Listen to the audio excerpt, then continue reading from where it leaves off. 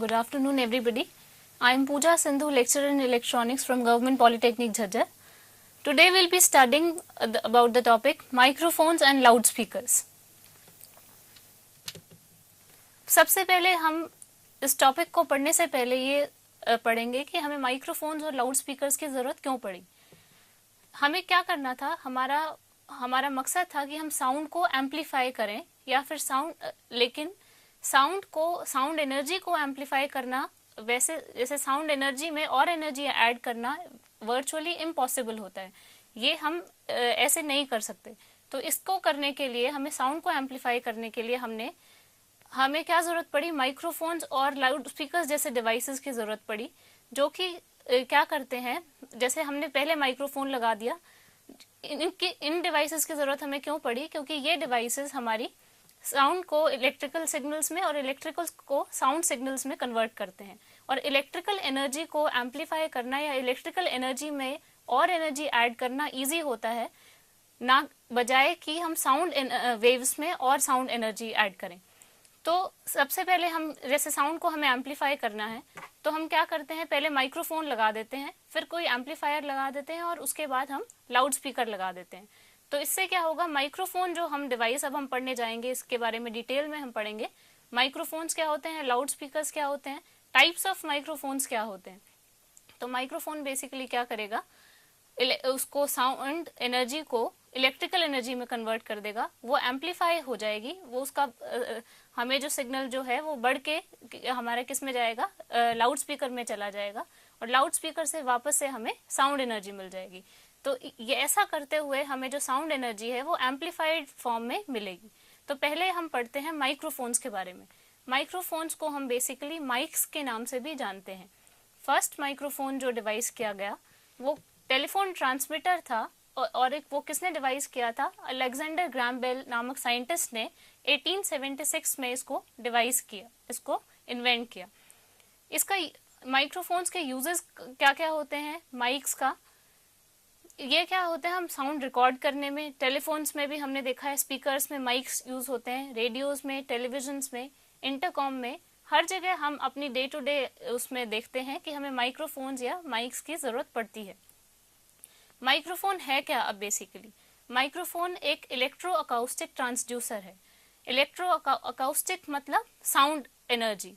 तो electro acoustic transducer क्या मतलब हुआ कि ये इलेक्ट्रिकल उसको साउंड एनर्जी को इलेक्ट्रिकल एनर्जी में कन्वर्ट करता है. तो साउंड एनर्जी की जो एनर्जी होती है उसको हम अकाउस्टिक एनर्जी भी कहते हैं. तो it is a form of electro acoustic transducer.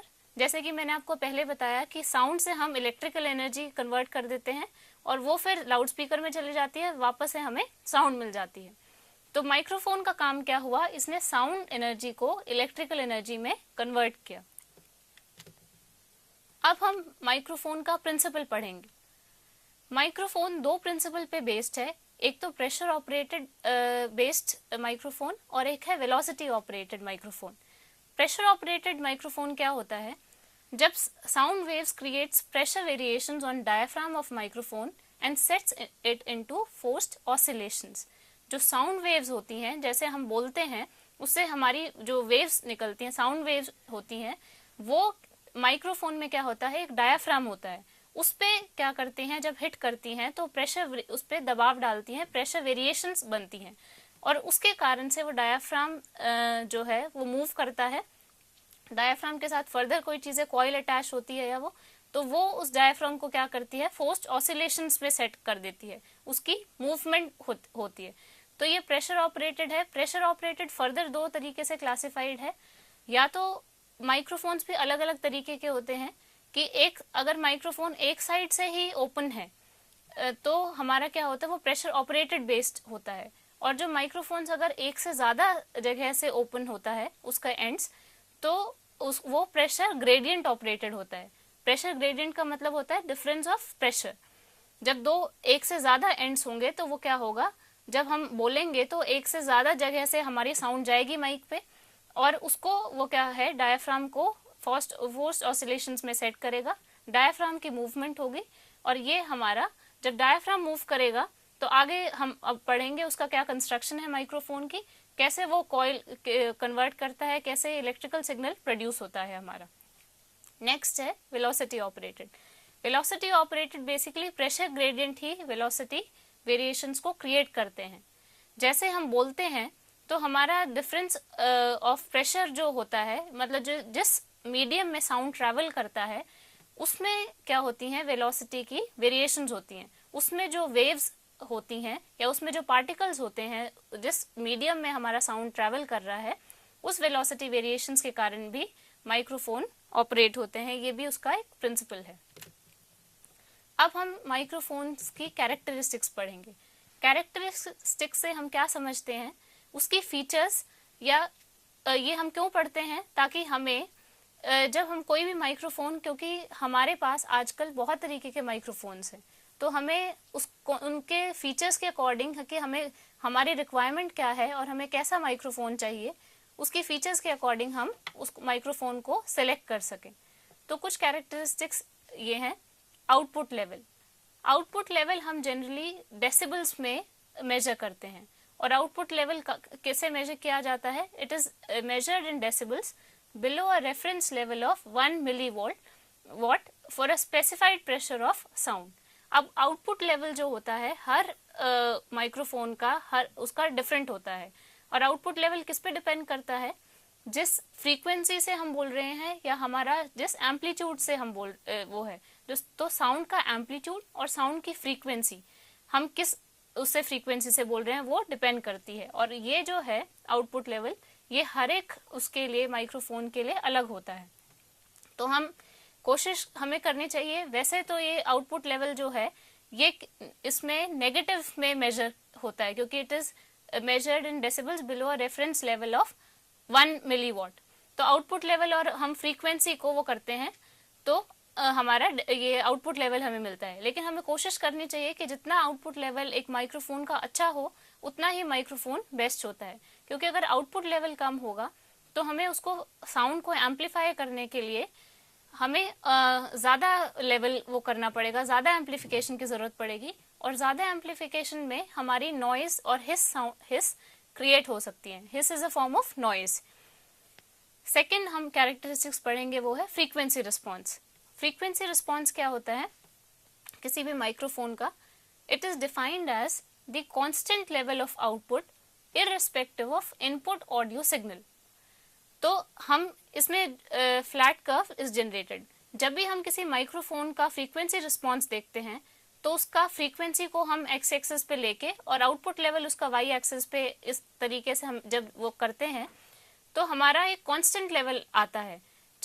ये हमारे पास जो हम आगे अब पढ़ेंगे टाइप्स ऑफ माइक्रोफोन्स, वो अलग अलग होता है, किसी का थोड़ा सा कर्व आता है, किसी का थोड़ा फ्लैट आता है।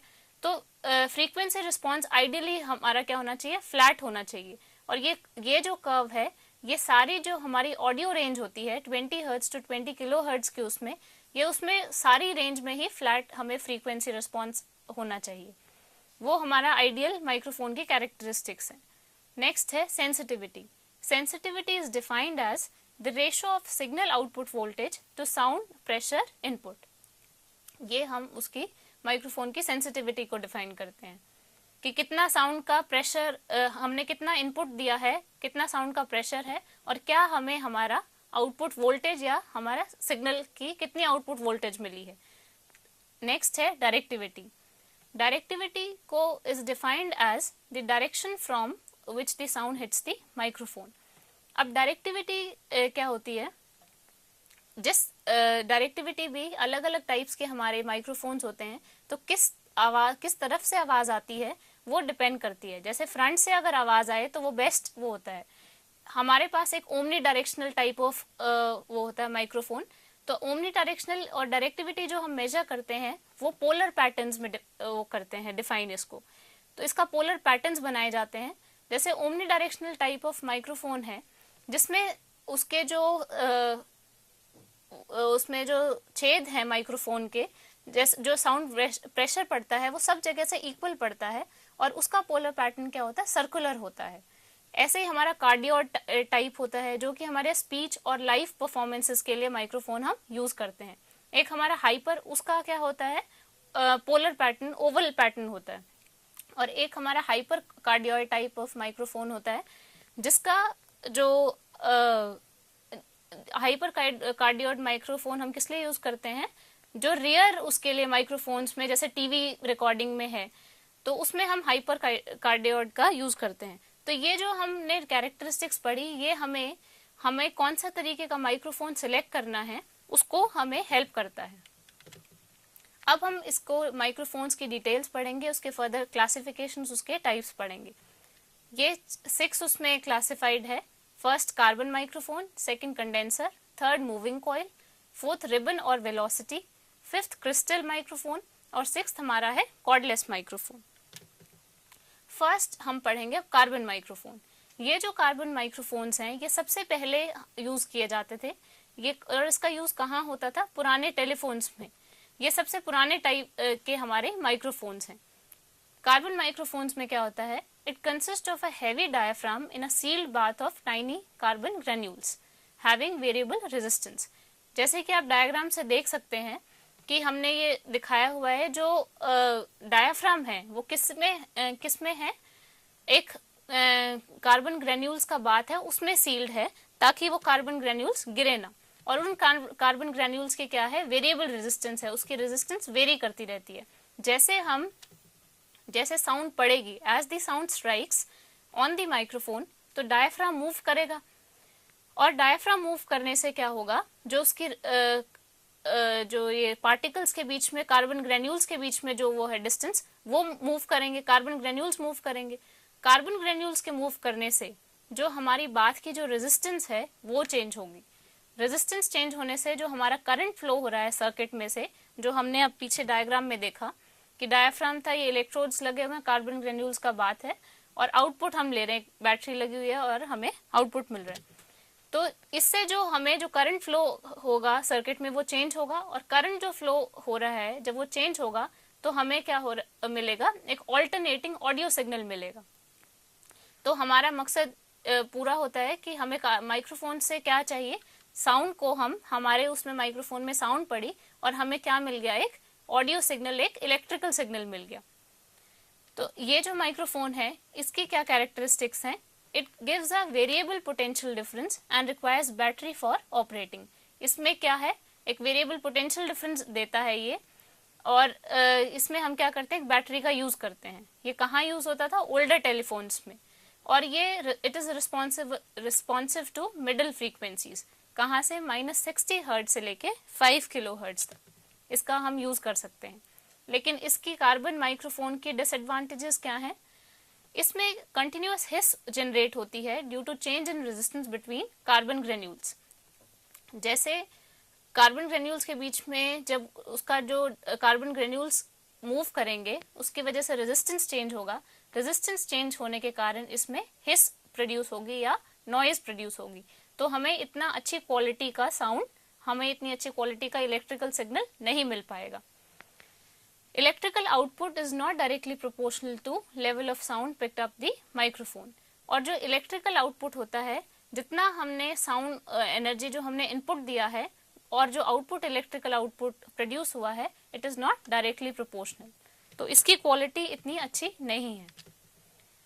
नेक्स्ट हम पढ़ रहे हैं कंडेंसर माइक्रोफोन के बारे में। कंडेंसर का नाम कैपेसिटर भी होता है, कंडेंसर और कैपेसिटर माइक्रोफोन।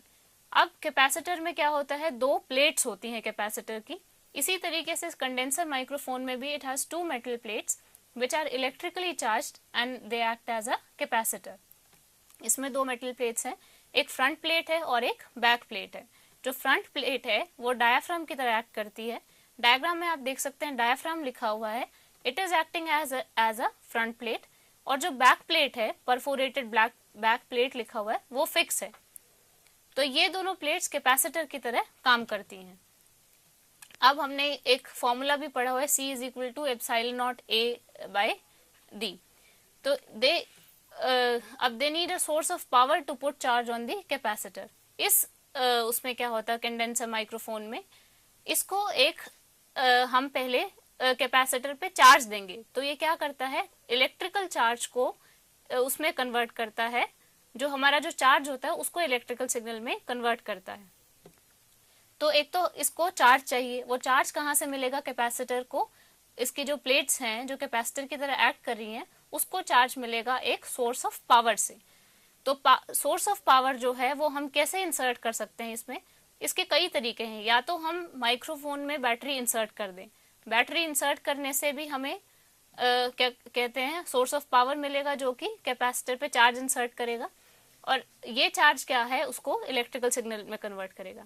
या फिर जो हम क्या कर सकते हैं परमानेंट चार्ज उसको रिटेन कर सकते हैं डायाफ्राम पे या बैक प्लेट पे, मतलब फ्रंट प्लेट पे या बैक प्लेट पे, किसी भी प्लेट पे हम परमानेंट चार्ज भी रिटेन कर सकते हैं यूजिंग इलेक्ट्रेट।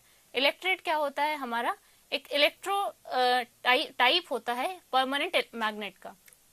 या फिर हम क्या कर सकते हैं फैंटम पावर दे सकते हैं, जैसे कि इसमें हमने 48 वोल्ट्स की दी हुई है, ये वेरी करती है 9 वोल्ट से लेके 52 वोल्ट्स तक की हमारी फैंटम पावर होती है, और इसको देके भी हम चार्ज इसको सप्लाई कर सकते हैं। तो इसका प्रिंसिपल किस पे बेस्ड था, कंडेंसर और कैपेसिटर टाइप में। अब हम पढ़ रहे हैं मूविंग कॉइल माइक्रोफोन।